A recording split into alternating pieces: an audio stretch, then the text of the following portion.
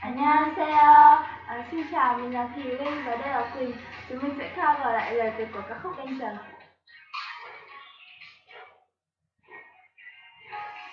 Lặng thầm bước đi, anh nghe ước chi anh ở đây.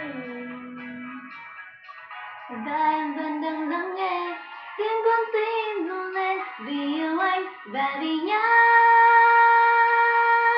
Everything is over tonight. Rằng anh có biết em vẫn lặng thầm trong hư vô, và rằng anh có biết em vẫn chỉ yêu thương riêng anh. Cuộc tình này quá vội vã, em vẫn tìm kiếm một chút yêu thương nơi đó.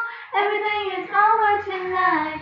Rằng anh có biết em vẫn lặng thầm trong hư vô, và rằng anh có biết em vẫn chỉ yêu thương riêng anh. Cuộc tình này quá vội vã, em vẫn tìm kiếm một chút yêu thương nơi đó.